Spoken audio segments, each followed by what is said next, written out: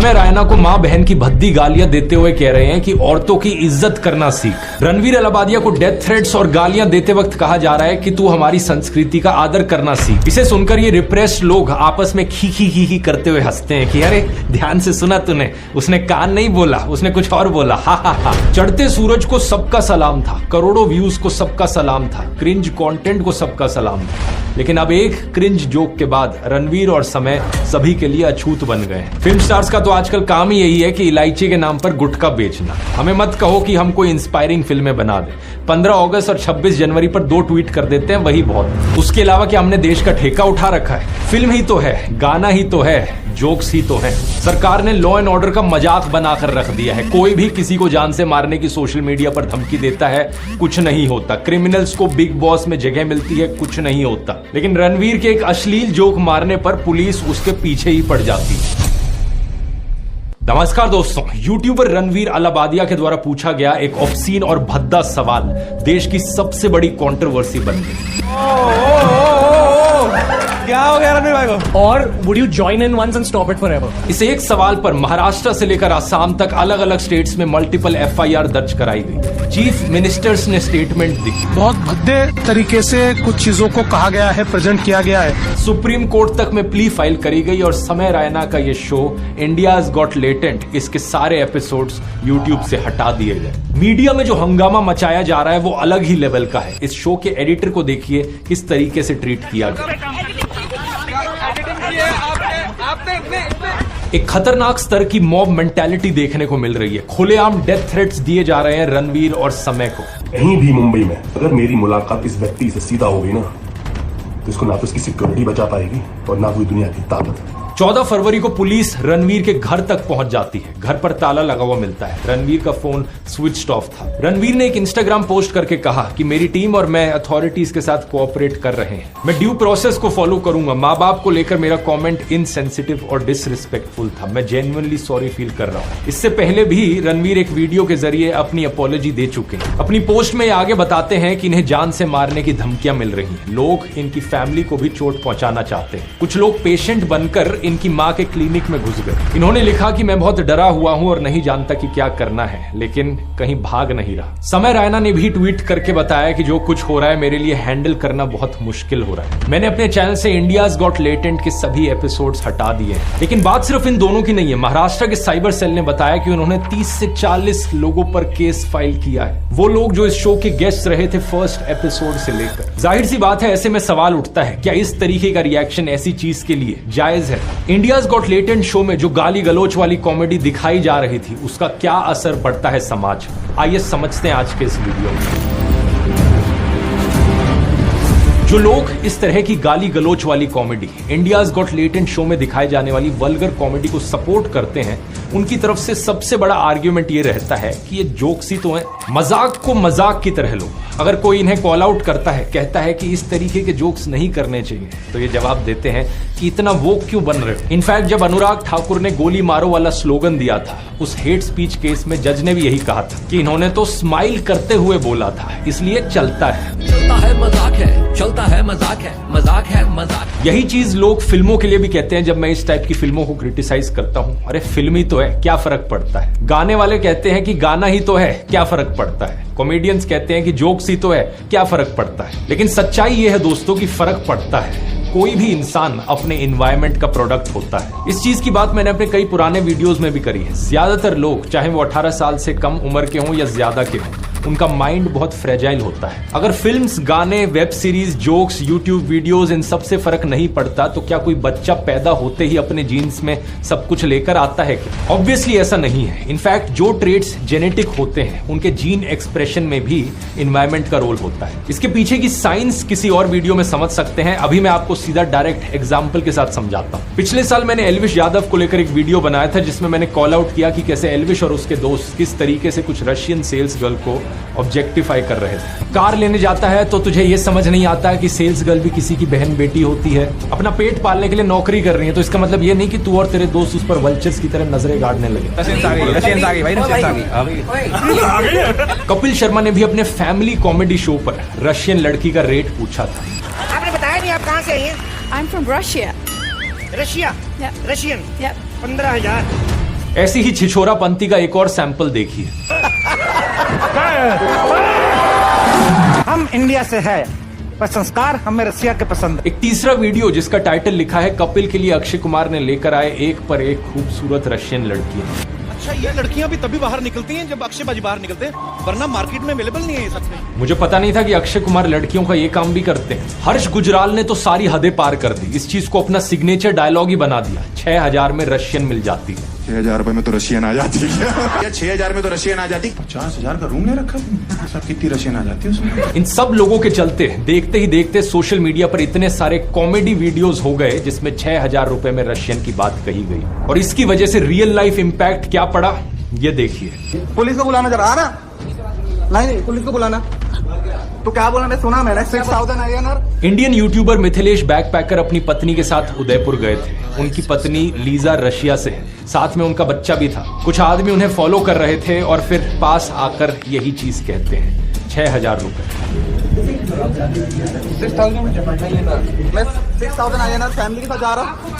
अभी मेरे फैमिली के साथ जा रहा, मेरे वाइफ है। 6000 INR। ये इकलौता ऐसा इंसिडेंट नहीं था। जरा ये देखिए, जहाँ कोई रशियन ब्लॉगर इंडियन लोगों के साथ बात करती है। मेरे पास एक सवाल है, आप रशियन लोगों के बारे में क्या सोचते हैं?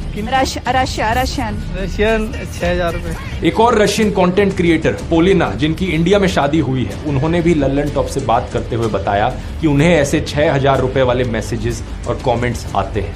कमेंट्स अच्छा नहीं, 6000 4000 बहुत ज्यादा comments, but I don't care. I mean ये लोग बोला 6000, लेकिन ये लोग के साथ 6000 नहीं। अब समझ में आया इस सो कॉल्ड डैंग कॉमेडी का क्या असर होता है। समय रैना का इंडियाज गॉट लेटेंट शो भी ऐसी ही गाली गलोच, अश्लीलता और बकवास से भरा हुआ था। रोस्ट के नाम पर एक दूसरे शो में औरत को कुतिया कहा जाता है। यार दे देना जोरावर को वो कुतिया, उसकी लाइफ में कोई कुतिया। अब इस शो के डैंग फैंस कहेंगे कि उसने तो कुशा कपिला को ही कहा ना, तो किसी और को दिक्कत क्यों है। पहली बात ही कुशा ने खुद इस पर एतराज जताया। उन्होंने कहा था कि जोक्स रोस्ट की बाउंड्रीज को क्रॉस कर रहे हैं। शॉकिंगली अनकाइंड जोक्स थे। बहुत सारी बाउंड्रीज इवन स्टैंड अप के दायरे से भी, रोस्ट के दायरे से क्रॉस हो गई थी और वो नहीं होनी चाहिए थी। वहां लाइव ऑडियंस और टेक्नीशियंस के आगे तो उन्होंने सहन कर लिया, लेकिन लाखों लोगों के आगे यूट्यूब पर उन्हें प्ले करना, ये उनको डीह्यूमनाइज करने जैसा है। उन्होंने एक इंटरव्यू में ये भी बताया था कि समय रैना के फैंस बहुत टाइम तक उन्हें ट्रोल करते रहे थे। जैसे अगर अभी लड़के चिल्ला रहे हैं समय भाई, ये मेरे कमेंट्स में भी चिल्लाते हैं, पूरे साल चिल्लाए हैं। अभी इस बात का मुझे इतना फर्क नहीं पड़ता, पर जब ये आया था तो बहुत फर्क पड़ता था। दूसरी बात, भले ही रोस्ट किसी एक स्पेसिफिक लड़की का हो रहा हो, लेकिन किसी औरत को बिच या गोल्ड डिगर कहना, ये सीधे सीधे एक टॉक्सिक मैस्कुलिनिटी के बनाए गए स्टीरियोटाइप को रीइंफोर्स करता है। औरतों के खिलाफ ऐसी भाषा का प्रयोग करना उस चीज को नॉर्मलाइज करता है। जो लोग इस कॉमेडी को देखते हैं वो बाहर असल जिंदगी में जाकर यही शब्दों का प्रयोग करते हैं औरतों के खिलाफ। यही बात गुरलीन पन्नू के केस में भी है। कोई लड़की जिसकी रोबस्ट फिजिक है, उसे मर्द कहकर चिढ़ाना, ये भी एक रिग्रेसिव सोच का सिम्टम है। शो को देखने वाली ऐसी और लड़कियां, उनकी सेल्फ इमेज पर क्या इंपैक्ट पड़ेगा, यही बात फिल्मों पर भी एप्लीकेबल है। किसी के मोटापे का, किसी की कम हाइट का, किसी के काले रंग का, किसी की गरीबी का, डिसेबिलिटी का मजाक उड़ाया जाता है, और ऐसा करने से करोड़ों लोगों की सेल्फ इमेज की धज्जियां उड़ जाती है। जो लोग एक्चुअली में छोटी हाइट के हैं, मोटे हैं, काले रंग के हैं, डिसेबल्ड हैं, उनको बुली किया जाता है असल जिंदगी में, क्योंकि ऐसे जोक्स ने इन चीजों को नॉर्मलाइज कर दिया है। एक बार समय रैना ने ऐसा ही जोक किया एक गरीब बच्चे पर। एक गरीब बच्चा है मेरे पास, ठीक है, तो मैंने उसको ऐसे ही ना आउट ऑफ ऐसे 2000 रुपए का नोट दे दिया, मजे कर जाते, ठीक है। ऐसे कर एक दिन आता है कभी साल में, मैंने 2000 रुपए का नोट दे दिया। जैसे मैंने उसको 2000 रुपए का नोट दिया, उसके 10-15 दोस्त बच्चे आए, भागे, उसको हाथ पकड़ा, उसका खींच रहे, उससे पैसे धक्का मार रहे, वहां लड़ाई हो गई। वहां पे एक बच्चा प्लेटफॉर्म से नीचे गिर गया, पटरियों पे एक ट्रेन आके उसको कुचल के चली गई। जो 2000 रुपए मेरे वसूल हुए ना यार,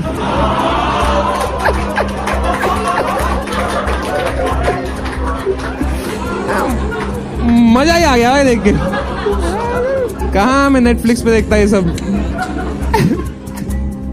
जस्ट जोक है ये, ठीक है, मैं गरीबों को पैसे नहीं देता हूँ। इस जोक से क्या हो रहा है? गरीबों को डीह्यूमनाइज किया जा रहा है। बच्चों की मौत पर जोक मारना नॉर्मलाइज किया जा रहा है। कुछ लोग इसे डैंक ह्यूमर कहेंगे, लेकिन असलियत में ऐसे सो कॉल्ड जोक्स का सिर्फ मकसद होता है ऑडियंस को शॉक करना। ऐसी भद्दी चीजें कहो जिसे सुनकर कोई भी इंसान शॉक्ड हो जाए कि ऐसी भी चीज कोई कह सकता है। रणवीर अलाबादिया ने जो अपना सवाल पूछा था, जिसकी वजह से ये सारी कंट्रोवर्सी शुरू हुई, उसका मकसद भी सिर्फ लोगों को शॉक करना था। ऐसी भद्दी चीजें कहो जिसे सुनकर लोग शॉक हुए, अपने दोस्तों के साथ शेयर करें, व्यूज बढ़े, एंगेजमेंट बढ़े। इसी से ही मिलती जुलती चीज है रेज बेटिंग, जिसका मतलब है कि ऐसे ही मजे के लिए जानबूझकर कुछ ऐसा करो या कहो जिसे सुनकर लोगों को गुस्सा आ जाए। समय ने समय समय पर रेज बेटिंग का भी बहुत प्रयोग किया है, जैसे कि ये वाला उदाहरण, लोग पटाखों के खिलाफ बोल रहे थे तो समय खूब सारे पटाखे जलाने की बात करेगा, दूसरों को चिढ़ाने की कोशिश करेगा, चैलेंज करेगा कि रोक सको तो रोक लो। इसी सेम टैक्टिक का इस्तेमाल सभी घटिया से घटिया रियलिटी टीवी शोज भी कर रहे हैं, बिग बॉस जैसे। ऐसे लोगों को इनवाइट करो शो पर जिन्हें देखकर लोगों को गुस्सा है, लोग शॉक हो जाए जिन्हें देख। राखी सावंत, एल्विश यादव, महीप सिंह, पूनम पांडे, रजत दलाल, उर्फी जावेद, जो काम ये घटिया टीवी शोज कर रहे थे, वही काम इंडियाज गॉट लेटेंट ने भी किया। ये बड़ी ही अनफॉर्चुनेट चीज है कि आज के दिन सोशल मीडिया पर ढेर सारे लोग ऐसे ही चीप शॉर्टकट्स अपनाने की कोशिश कर रहे हैं, फेम पाने के लिए, पैसे कमाने के लिए। गाली गलौज से भरे हुए वीडियोस बनाओ, गुंडागर्दी करो, लोगों के खराब माइंडसेट को अपीस करो या अपनी इज्जत का मजाक बना दो। लेकिन सच बात पता है क्या है दोस्तों, इस तरीके का फेम किसी काम का नहीं है। ये लोग जितनी तेजी से वायरल होते हैं, उतनी ही तेजी से इनका डाउनफॉल भी देखने को मिलता है। सच बात यह है कि सोशल मीडिया पर लॉन्ग टर्म में सक्सेस पाने के लिए आपको मेहनत करनी पड़ती है, और सही नॉलेज, स्किल्स और हार्डवर्क के साथ, बिना गाली गलौज करे, बिना खराब माइंडसेट को अपीस किए, बिना अपनी इज्जत का मजाक बनाए सक्सेसफुल होना पॉसिबल है। इसी चीज को सिखाया है मैंने अपने YouTube ब्लूप्रिंट कोर्स में। 7.5 घंटे का हाईली डिटेल्ड कोर्स जो ना सिर्फ आपको सारी स्किल्स सिखाता है जिनकी जरूरत होगी आपको एक कंटेंट क्रिएटर बनने के लिए, जैसे कि film making, research, video editing, YouTube analytics को समझना, अपनी नीश चुनना, बल्कि इसमें मैं सारे अपने सीक्रेट्स भी समझाता हूं जो मैं अपने 10 साल के करियर में सीखा हूं, जिनके जरिए ये चैनल 0 से 27 मिलियन सब्सक्राइबर्स तक पहुंच गया। देश का one of the biggest educational channels. लेकिन इस कोर्स में मैं सिर्फ अपनी नीश की बात नहीं करूंगा, आपको ढेर सारी अलग अलग नीशेस बताऊंगा जहां पर इस तरीके का सक्सेस आप पा सकते हैं। मैंने खुद व्लॉगिंग की नीश में भी एक सक्सेसफुल चैनल बनाया है, ट्रैवल डॉक्यूमेंट्रीज DW ट्रैवल के लिए भी की है और नेटफ्लिक्स के लिए भी शोज बनाए हैं। और मेरे अंदर कोई स्पेशल बाय बर्थ टैलेंट नहीं था ये सब करने के लिए, सब कुछ ऐसा है जो सीखा जा सकता है। तो अगर आप इंटरेस्टेड हैं कंटेंट क्रिएशन को एक पार्ट टाइम जॉब या अपना फुल टाइम करियर बनाने में, इस कोर्स को जरूर चेकआउट करिए। कूपन कोड इस्तेमाल कीजिए CREATE44, इस पर 44% ऑफ पाने के लिए। इसका लिंक नीचे डिस्क्रिप्शन में मिल जाएगा,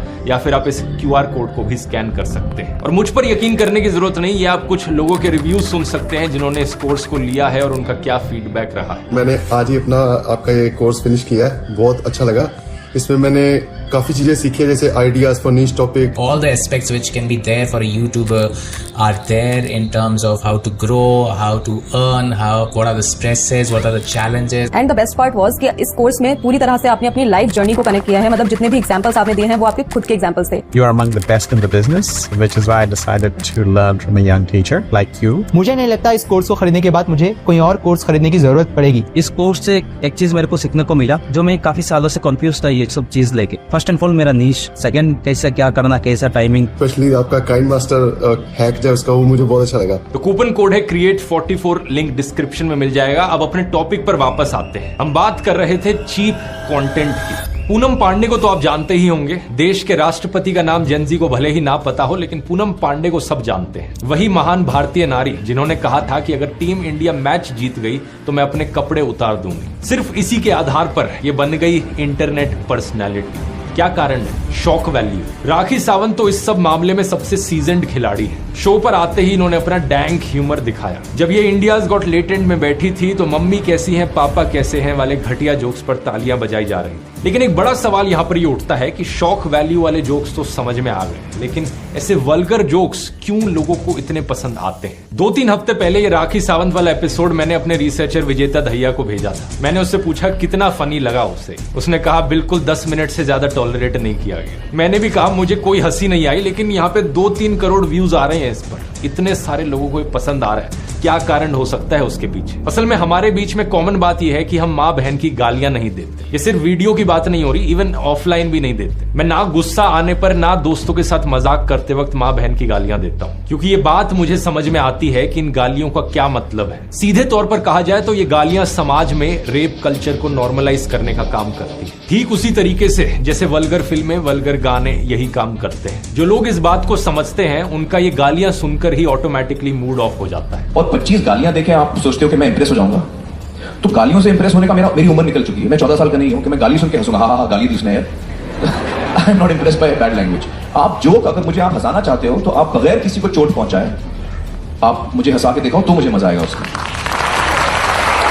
लेकिन अनफॉर्चुनेट चीज ये है कि समाज में ज्यादातर लोग इस बात को नहीं समझते। बाप बेटे को कहता है कि गाली मत देना और खुद गाली देता है। बेटे को लगता है कि माँ बाप के आगे गाली नहीं देनी, टीचर्स के आगे गाली नहीं देनी, लेकिन वैसे गाली देना गलत नहीं, क्योंकि वो यही गालियां अपने आसपास अपने माँ बाप को देते हुए सुन रहा है। सोशल मीडिया, फिल्में, वेब सीरीज, कॉमेडी, मीम्स, इन सब के द्वारा माहौल ऐसा बनाया जाता है कि अगर दोस्तों के आगे गाली नहीं दी तो फिर वो दोस्त ही क्या हुआ। गाली देना मर्दानगी वाली बात है, गाली देना कूल है, इसलिए लोग बड़े होकर यही सीखते हैं कि गुस्से में गाली देना तो जायज ही है। इस चीज का सीधा सीधा उदाहरण आप आज के दिन भी होते हुए देख सकते हैं, जो बहुत बड़ी बेवकूफी दिखाता है। राइट विंग ट्रोल्स समय रैना को मां बहन की भद्दी गालियां देते हुए कह रहे हैं कि औरतों की इज्जत करना सीख। रणवीर अलाबादिया को डेथ थ्रेट्स और गालियां देते वक्त कहा जा रहा है कि तू हमारी संस्कृति का आदर करना सीख। क्या बात है सर, क्या बात है सर, क्या बात, ये बात है। इसी चीज से आपको पता चल जाना चाहिए कि समाज में गालियों को किस तरीके से देखा जाता है। गुस्से में गाली देना ठीक है, दोस्तों के बीच गाली देना ठीक है, लेकिन एक बैरियर सा बना हुआ है कि माँ बाप के आगे, टीचर्स के आगे गाली नहीं देनी,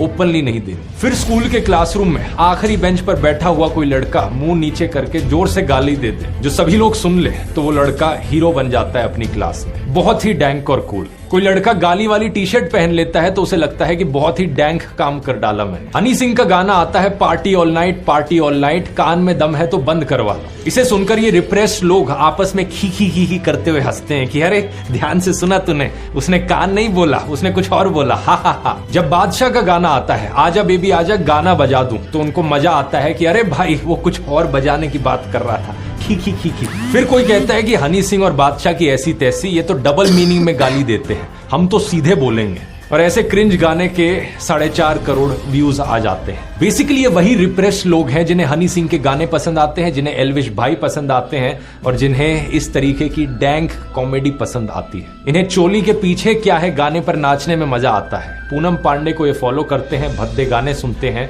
तो फिर कॉमेडी में गालियां आने पर ऐसे रिप्रेस्ड समाज को मजा आएगा ही। अभी एक रीसेंट फिल्म मिसेज में दिखाया गया कि पति पत्नी संभोग कर रहे हैं, लेकिन पत्नी अपने पति के आगे प्लेजर की बात नहीं कर सकती। क्यों? ये होता है रिप्रेशन। जिनका दिमाग 24 घंटे वल्गर ख्यालों से भरा होता है, जो सिनेमा हॉल में न्यूडिटी वाली फिल्में देखने जाते हैं। अगर आप इनसे सीरियसली बात करेंगे ऐसे मुद्दों पर तो ये ऑकवर्ड हो जाएंगे, क्योंकि जब टीनेजर्स छुप छुप कर पॉर्न के जरिए शारीरिक संबंधों के बारे में जानेंगे तो उनका नजरिया उसको लेकर खी खी खी खी करने वाला ही होगा, गिल्ट और ऑकवर्डनेस से भरा। ज्यादातर स्कूलों में बायोलॉजी टीचर्स की हिम्मत तो हुई नहीं कि क्लास में खुलकर सेक्स एजुकेशन की बात करें। ऊपर से अगर कोई film I oh my God 2 जैसी, तो टीनेजर्स के लिए बनाई गई इस फिल्म को CBFC द्वारा एडल्ट रेटिंग दे दी जाती है। इसलिए दिमाग में वो रिप्रेशन बना रहता है और इंडियाज गॉट लेटेंट वाली डैंक कॉमेडी इसी रिप्रेशन को अपीस कर रही थी। समय जानता था कि रिप्रेस्ड लोगों के आगे अगर मैं गालियां दूंगा तो वो तालियां बजाएंगे। कुछ आलसी फिल्म मेकर्स और हरियाणा की म्यूजिक इंडस्ट्री में भी ये चीज सबको पता है। इसलिए देश की कई इंडस्ट्रीज में गालियां देने का एक कॉम्पिटिशन सा चला हुआ है। कोई समाज में इस गलत माइंडसेट को बदलना नहीं चाहता, हर कोई उसे अपीस करना चाहता है अपने फायदे के लिए। पॉलिटिशियंस यही कर रहे हैं, मीडिया वाले यही कर रहे हैं, फिल्म स्टार्स यही कर रहे हैं और ढेर सारे यूट्यूबर्स और कॉमेडियंस भी यही कर रहे हैं। फिल्म स्टार्स का तो आजकल काम ही यही है कि इलायची के नाम पर गुटखा बेचना। हमें मत कहो कि हम कोई इंस्पायरिंग फिल्में बना दें।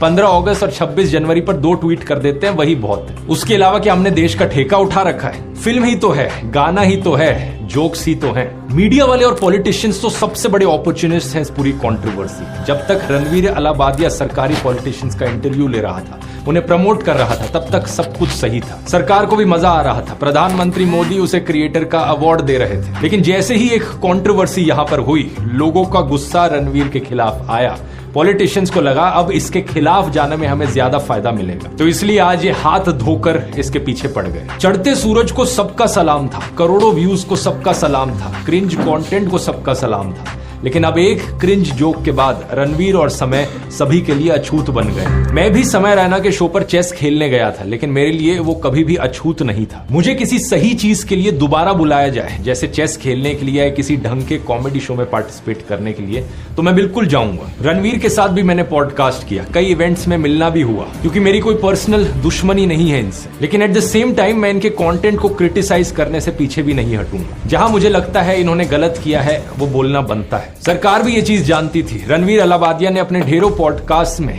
गलत चीजों को प्रमोट किया है। If you have toilets in the northern directions, just put a blue color tape around the toilet seat. एक टॉयलेट सीट के चारों तरफ नीले रंग की टेप लगा दो।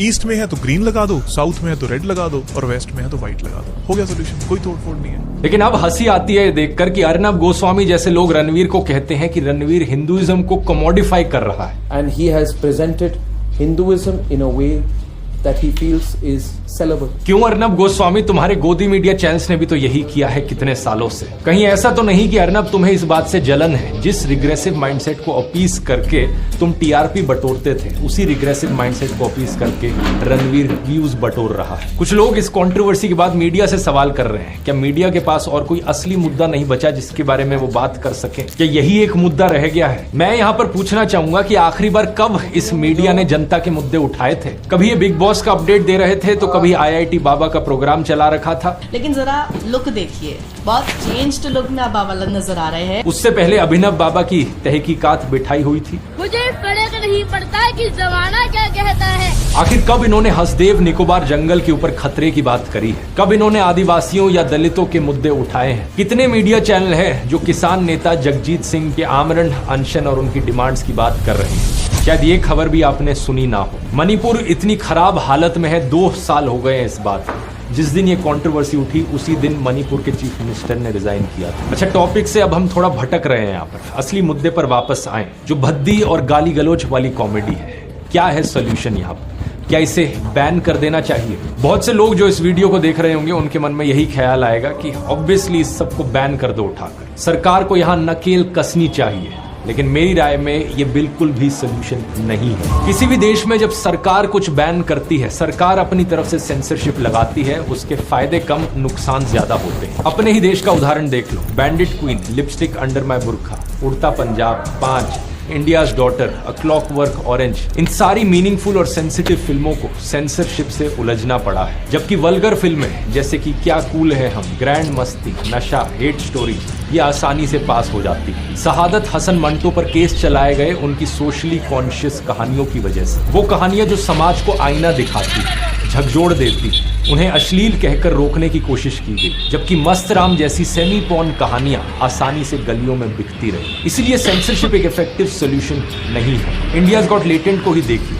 वो तो अभी इस जोक पर बवाल हो गया, लेकिन इससे पहले dark, dank, uncensored, unfiltered cringe fest तो इतने टाइम से चल ही रहा था। यहाँ सेल्फ सेंसरशिप, अपने कॉन्शियंस का सेंसरशिप, अपने जमीर का सेंसरशिप, ये एक बेहतर सोल्यूशन है। यहाँ प्रॉब्लम ये है कि व्यूज और पैसे की होड़ में बहुत से लोगों का जमीर मर चुका होता है। ऐसे में दूसरों लोगों द्वारा कॉल आउट किया जाना एक बेहतरीन तरीका है, जो लीगल है, डेमोक्रेटिक है और कॉन्स्टिट्यूशनल है। कॉल आउट करने वालों को भी अपनी फ्रीडम ऑफ एक्सप्रेशन है और ये होना भी चाहिए। पिछले एक वीडियो में मैंने बॉयकॉट कॉल्स का भी समर्थन किया था और अब भी करता हूँ। ये एक डेमोक्रेटिक तरीका है अपने विरोध को दर्शाने का, यानी कि लोग प्रोएक्टिवली बोले किसी चीज के खिलाफ, बॉयकॉट करने की मांग उठाए, लेकिन बैन नहीं। बॉयकॉट और बैन में बहुत बड़ा फर्क है। बॉयकॉट में आप सिर्फ अपनी तरफ से उस चीज को देखना बंद कर रहे हो और अपने दोस्तों को और बाकी लोगों को कह रहे हो कि वो भी ये कर दे। लेकिन बैन का मतलब है कि कोई भी उस चीज को ना देख पाए। कोई भी बॉयकॉट की मांग बैन में नहीं बदलनी चाहिए। और एक और चीज यहाँ पर कहनी बनती है कि किसी को कॉल आउट करने का मतलब ये नहीं होता कि आप उन्हें गंदी गालियां देने लग जाओ, डेथ थ्रेट्स देने लग जाओ। यही चीज बहुत से लोग आज कर रहे हैं रणवीर और समय के खिलाफ। कोई उन्हें फांसी चढ़ाने की बात करता है तो कोई उन्हें सीधे तौर पर धमकी देता है। तत्काल इसका मुंबई सरकार एनकाउंटर करे। ऐसे अपराधी और देशद्रोही आतंकवादी मानसिकता के व्यक्ति को भारत देश के अंदर रहने का कोई भी अधिकार नहीं है। ऐसा पहले भी देखने को मिला है। विजिलेंटीज द्वारा स्टेज पर चढ़कर किसी कॉमेडियन का गला पकड़ लेना, डीएम में गालियां देना या थ्रेट्स देना, थिएटर में तोड़फोड़ कर देना, ये सारी चीजें सीधे तौर पर गलत हैं। इन्हें रोका जाना चाहिए और स्ट्रिक्ट एक्शन होना चाहिए इनके लिए। इनफैक्ट हमारी सरकार और पुलिस के लिए ये बहुत बेइज्जती वाली बात है कि क्या हो रहा है आज देश में। आखिर कितना बड़ा गुनाह किया है रणवीर और समय ने? क्या उन्हें डेथ थ्रेट्स देना, उन्हें मारने की धमकी देना उससे बड़ा गुनाह नहीं है क्या? कहा जाता है कि कानून सबके लिए बराबर होता है, लेकिन यहाँ पर सीधे तौर पर देखने को मिल रहा है कि देश में कोई रूल ऑफ लॉ नहीं है। सरकार रैंडमली जिसे चाहे उसे टारगेट करती है, उसके पीछे पड़ जाती है। खुद ही सोचकर देखो, क्या अश्लील जोक्स मारना बड़ा गुनाह है या फिर किसी को जान से मारने की धमकी देना ये ज्यादा बड़ा गुनाह है? सरकार की मर्जी हो तो रेपिस्ट को भी माफी दे दी जाती है, मालाएं चढ़ाई जाती हैं रेपिस्ट को। इलेक्शन से पहले रेपिस्ट जेल से बाहर आ जाते हैं पॉलिटिकल कैंपेनिंग करने के लिए। सरकार ने लॉ एंड ऑर्डर का मजाक बनाकर रख दिया है। कोई भी किसी को जान से मारने की सोशल मीडिया पर धमकी देता है, कुछ नहीं होता। क्रिमिनल्स को बिग बॉस में जगह मिलती है, कुछ नहीं होता। लेकिन रणवीर के एक अश्लील जोक मारने पर पुलिस उसके पीछे ही पड़ जाती है। क्या मैसेज पहुंच रहा है यहाँ पर देश की जनता को? यहाँ मजेदार बात यह है कि समय रैना को लेफ्ट से कैंसिल होने का डर सताता था। उसने 2022 में एक ट्वीट किया था, लेफ्ट विंग से कैंसिल होने का डर वो वजह है जिसके चलते इंडियन कॉमेडी सीन में एंड्रयू, जिमी, डेव, रिकी जैसे कॉमिक्स नहीं है। चिंता मत करो, मैं यहाँ हूँ इसे बदलने के लिए। असल में उसने अबॉर्शन को लेकर एक जोक किया था, लोगों ने कमेंट्स में उसे क्रिटिसाइज किया तो उसने लोगों को माँ की गाली दी। The Quint and Firstpost जैसे मीडिया पोर्टल्स ने उस पर आर्टिकल लिखे तो एक पॉडकास्ट में उसने इनका मजाक उड़ाया। आर्टिकल आ गए क्विंट विंट पिंट, तो मैं उससे सीख लिया कुछ। तो मैंने ये सीखा कि भाई बोलना किसी को। लेकिन उम्मीद है कि अब समय को समझ आ गया होगा कि लेफ्ट विंग का कॉल आउट करना, आर्टिकल लिखना बेहतर है या राइट विंग के द्वारा सीधा पुलिस इनकाउंटर किए जाने की सिफारिश। एक आखिरी सवाल यहाँ पर मैं और आंसर करना चाहूंगा, जो शायद आप में से कुछ लोगों के मन में आ रहा हो। जो भी अभी तक मैंने आपको वीडियो में बताया कि ये कॉमेडी नहीं करनी,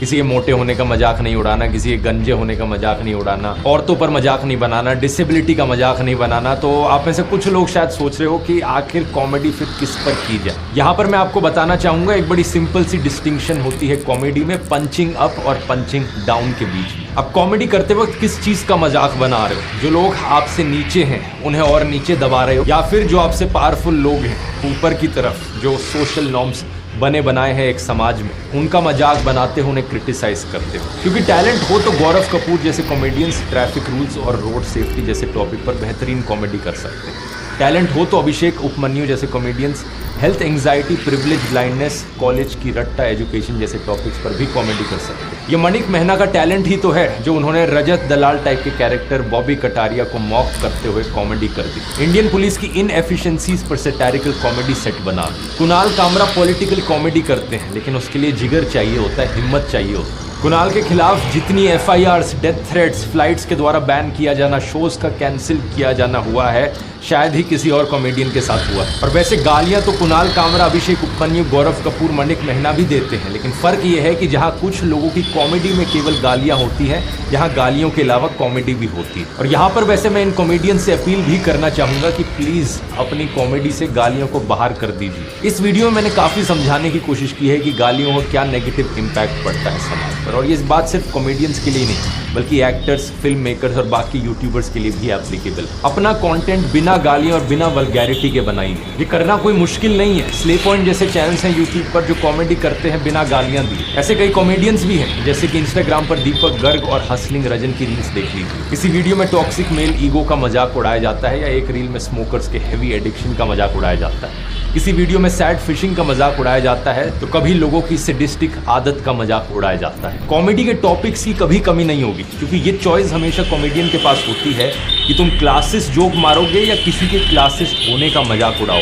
तुम कास्टिस्ट जोक मारोगे या तुम कास्टिज्म का मजाक उड़ाओ, तुम पंच डाउन करोगे या पंच अप करोगे। मैं चाहता हूं कि सभी क्रिएटर्स अपने कंटेंट को लेकर थोड़ा सेल्फ रिफ्लेक्ट करें और सोचें उनके कंटेंट का समाज पर और देश पर क्या इम्पैक्ट पड़ता है। और ये रिस्पॉन्सिबिलिटी सिर्फ कंटेंट क्रिएटर्स की नहीं है, बल्कि आपकी भी है एज एन ऑडियंस। आप भी अपना कंटेंट ध्यान से चुनें। आपका दिमाग कोई डस्टबिन नहीं है, अपने दिमाग की इज्जत करें। उम्मीद करता हूँ ये वीडियो आपको इन्फॉर्मेटिव लगा होगा। वैसे इस गालियों के टॉपिक पर और डिटेल में बात करी जा सकती है, साइंटिफिक स्टडीज और रिसर्च पेपर्स क्या क्या है। अगर आप और डिटेल्ड वीडियो देखना चाहते हो तो कमेंट्स में लिखकर बता सकते हो। अभी के लिए यूट्यूबर कोर्स को डाउनलोड करने का लिंक नीचे डिस्क्रिप्शन में मिल जाएगा, और थोड़ी सी चर्चा और इसकी मैंने एनिमल वाले वीडियो में करी थी, जिसे आप यहाँ क्लिक करके देख सकते हैं। बहुत बहुत धन्यवाद।